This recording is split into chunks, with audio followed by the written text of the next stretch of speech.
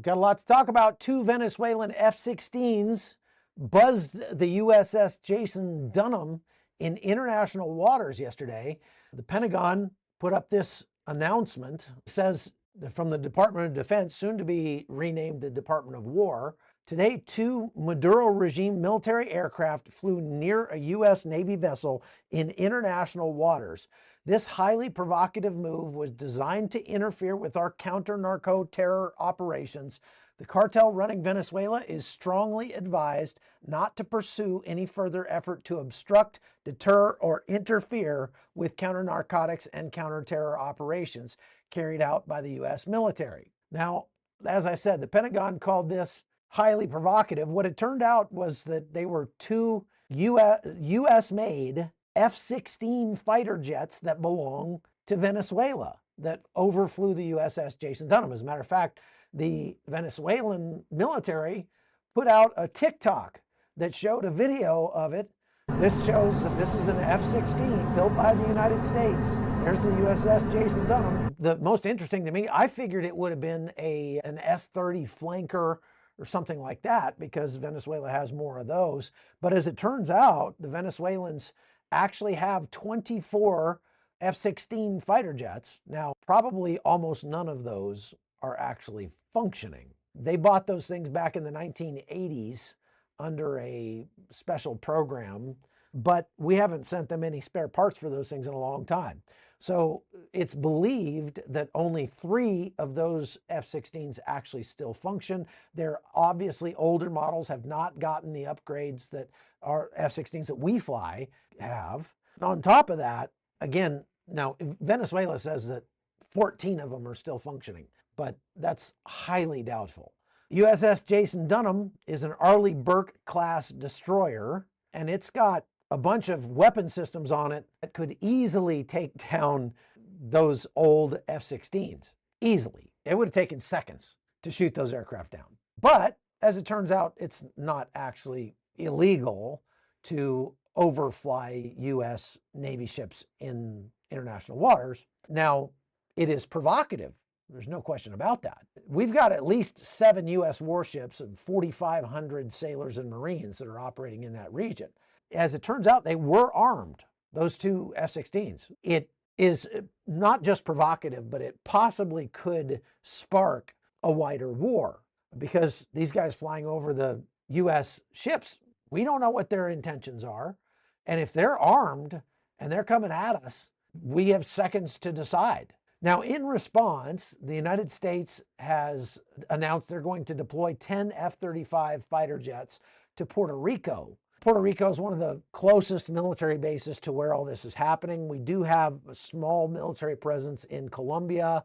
We've done some stuff with Guyana in recent years. Now, we also have Marines from the 22nd MEU that are training in Puerto Rico right now as well. So in addition to the 4,500 troops we have on ships that are in the Caribbean, we've got another mobile expeditionary unit of Marines that's close by. So in international airspace, overflight of ships is legal under what they call Article 87, but there's no innocent passage right for military aircraft the way that ships have. So unsafe or aggressive maneuvers are not only dangerous, but very provocative. Now, the rules of engagement of the ships that we have out there right now are that force is authorized if there's a hostile act or hostile intent, like a radar lock or something like that, against our ships. Now, this isn't the first time that the Venezuelans have been provocative towards U.S. military in the region. If you go back to 2019, July 19th, a flanker Su-30 aircraft aggressively shadowed a U.S. EP-3 in international airspace. Now, this is a close-up of that fighter jet from Venezuela that's essentially harassing one of our aircraft, a U.S. military aircraft. This is all footage that was released by the U.S. Air Force back in 2019 when that happened. In March of 2020, a Venezuelan patrol ship harassed a Portuguese cruise ship that was in international waters off of the coast of Venezuela. This particular Portuguese cruise ship was an icebreaker that does cruises in like the Arctic. And so the Venezuelan patrol ship rammed the Portuguese cruise ship, and the Venezuelan ship broke apart and sank, which was just a spectacular self-own on the part of the Venezuelan Navy. These totalitarian regimes like to try to bait American military, and we don't usually take the bait. But there have been accidents that have happened in which hundreds of people have died. So imagine you've got a couple of aircraft that are coming toward your ship. They took off from Venezuela. They're flying directly at you. You don't know what their intentions are. If you wait until the plane gets close enough to see and it launches torpedoes or missiles at your ship, you might have only seconds to respond, and you might not be able to launch the anti-air missiles that would take down those missiles that were just shot at you because they're too close already. And so the ships would have to rely on what they call their Sea-Whiz system, which is a big robot that looks like R2-D2. It's giant, though. It's about 10 feet high, and it's got a Vulcan cannon, a Gatling gun, mounted on it. This is the situation that Venezuela is putting us in, and they're doing it on purpose. They use our good graces against us. They weaponize the fact that we are a moral army and don't want to shoot down innocent aircraft. They use that against us. And you'll notice that the United States doesn't ever buzz Chinese naval ships. The U.S. doesn't ever send a fighter jet to get within 5 feet of a Russian jet to threaten it in international airspace. Why? Partially because Russia, China, Iran have a history of shooting first and asking questions later. They don't operate by the same rules of engagement that we do. Now, of course, the Venezuelans are angry that the United States just blew one of their narco-trafficking boats out of the water because that represented millions of dollars worth of profit for their drug kingpins, some of which are the president, the vice president, and other ministers of the government. There have been a bunch of drug interdictions near Venezuela, coming out of Venezuela, just in the last few weeks. Summer of 2025, the U.S. Coast Guard ship Cutter Hamilton recorded a record offload. So far, the Coast Guard Cutter Hamilton alone, that one ship, has picked up 61,000 pounds of cocaine and 14,400 pounds of marijuana. That has a street value of almost $500 million. So there's obviously a big problem there. And as I said, the Trump administration now has said that they're going to deploy 10 F-35 fighter jets, our most advanced fighter, to the area to assist with picking up these go-fast boats that are leaving Venezuela. F-35s have a lot of signals intelligence gathering capability. So they're not just a fighter jet. They're not just made for blowing things up. So it appears to me that the decision to send F-35s out there has more to do with a show of force and a warning to Venezuela not to try to send your old decrepit F-16s up into the air against us. Now, Venezuela isn't just sending go-fast boats. The one that we saw that got blown up earlier this week had 4 gigantic, like 300 horsepower engines on the back. The Venezuelans have been known to use semi-submersible boats that are homemade almost submarines. They're not true submarines because they can't dive and stay underwater, but they travel just below the surface, and they have a snorkel that comes up so that they can get air. Now, these semi-submersibles, like I said, they are custom made, and they're meant to go one way. So they'll launch them off of the north coast here from Caracas and take them up. A lot of these will go up and will land right here in Haiti, but there's not a lot of patrols along the water out here. So those go-fast boats can come into Marigot and they can dump off the drugs right there late at night. They get picked up by some off-road vehicles like side-by-sides, and they transport them over the mountains, all the way up over the mountains, and come back down into Port-au-Prince. They go to the port in Port-au-Prince where they put them on a ship, and then those ships go to the Port of Miami. Port of Miami has so many containers coming and going, they can't search them all. So many of them end up getting through, and that's one of the ways they get drugs up there. But that's not the only way they do it. A lot of times they'll go from Venezuela over here to the coast of the Yucatan Peninsula, or all the way up to Monterey, this area up here. All right. And then they'll ship them overland into the United States. So there's plenty of routes for them to do that. The question is, what is the main threat here? Are we going to end up going to war with Venezuela? There is some precedent to the United States going into a Latin American country and arresting an illegitimate dictator and taking him to jail in the United States for drug-related offenses. What would happen if we did it? What would happen if the United States actually went into Caracas and took out Nicolas Maduro and installed the rightfully elected president in his place? Venezuela would, in very short order, become a much nicer place to live. The thing is, the Venezuelan military does not really support Maduro all that much. Those guys do what they are forced to do. They live under the same threats of oppression and violence as every other person in Venezuela. But what I've seen in talking to members of the Venezuelan military who have defected is that morale is extremely low. And it's very likely that those guys would immediately give up. The bigger concern is not the military, in my opinion. The bigger concern in Venezuela is the colectivos. That's the criminal gangs and cartels who are used to being able to rob, rape, pillage, and destroy at will, collect taxes from the people, and they just live large by taking advantage of the Venezuelan people.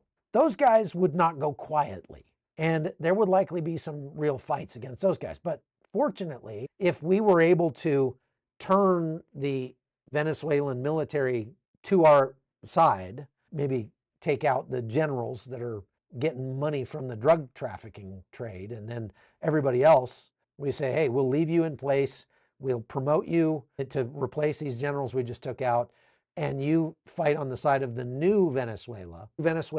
Of course, the Venezuelan oil and gas industry would boom because we would lift all the sanctions. That's one thing that really bugs me right now, is that the Trump administration has given licenses to Chevron, among others, to go ahead and continue extracting oil from Venezuela. And so Venezuela last month just had its best month since, 2024 at least.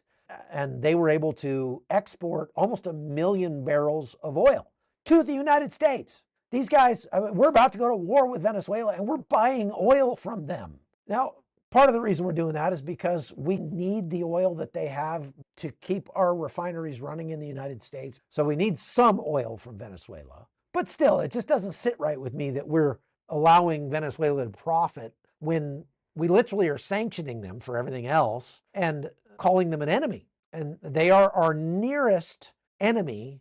There are rumors that Venezuela has been receiving, if not shipments of drones from Iran, at the very least, drone technology from Iran and Russia. We know that they've gotten some drones from Russia, like the Orlan 10, which is a observation drone. But there's been some rumors that Venezuela has been building or preparing to build the one-way suicide drones, like the Shahed 136 drones that are being used in Ukraine against Israel. Some of those drones have enough range to make it to the United States if they were launched from Venezuela. Now, do I think that's likely? No, not likely at all. Venezuela might be belligerent, might be aggressive, but they're not stupid.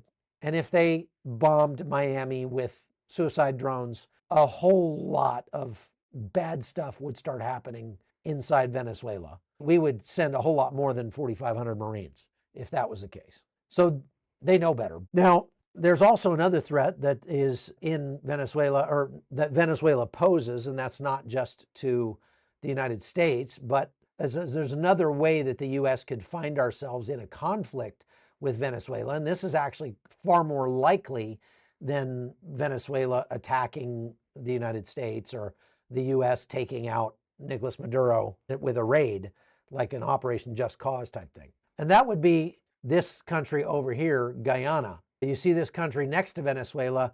Everything to the west of this line right here, all of this area, which represents about 2/3 of Guyana's territory, is called Essequibo. And Venezuela claims it as part of Venezuela. The whole world believes is part of Guyana. All the oil that's found offshore right out here, which is substantial, like 13 billion barrels of oil, that all belongs to Venezuela. And so Venezuela has been threatening to take over that part of Guyana for some time. There's a couple things that keep them from doing it. Number one is the jungle down here. This jungle is so thick that there's literally not one road between Venezuela and Guyana. Not one. This river, the Essequibo River, is what Venezuela considers to be the border between Venezuela and what's left of Guyana over here. But actually, all of this belongs to Guyana. Again, with no roads, Venezuela doesn't have any easy way to invade it. The other thing that's keeping them from doing it is the fact that the United States has said, if you even try, you're going to have to deal with the United States, where you're going to be going to war with us, that we will protect Guyana's territorial sovereignty, partially because the United States wants to buy that oil from Guyana, and we've already done so. Chevron and other oil companies have already paid Guyana for the extraction rights to take the oil out of this area. And now they're getting bills from Venezuela saying, you owe us money for taking that oil out. And the United States is like, yeah, no, not going to happen. Don't think so. Last but not least, I have this video of the United States military training with troops from Guyana. This is fast rope training. The U.S. Black Hawk helicopter there. Those guys in blue are Guyanese soldiers. The guys in camouflage are U.S. troops. The big fat rope hanging down is called a fast rope. And you see what they'll do is they'll fly in, they'll hover over an area, and then they'll jump out and slide down the rope as if it's a big fireman's pole. This was a joint operation between the United States and several other countries. One of them was Guyana. So you see that they're now at a hover, go, and the guy jumps out and he slides down. I've done this hundreds of times. This insertion method is designed to put guys on top of buildings or into areas where it would be difficult or dangerous for the helicopter to land. And they can, right now they're fast roping from about 30 feet, which is very low. This is done in training. Normally you'd have 2 or 3 guys on the rope at a time going very fast down there. And it actually is a very quick way to get troops on the ground if you need to insert them quickly. You can go out both sides. You can empty that helicopter in a matter of seconds with guys that are well trained. These guys are not well trained, so they're going very slowly and carefully in an open field. That is one of the ways that the United States is doing joint training with the guys from not just Guyana, but other countries in the region. And all of that is designed to show that we are friends with Guyana. It's not that the Guyanese are needing to fast rope into anything very often. We're doing that as a show of force.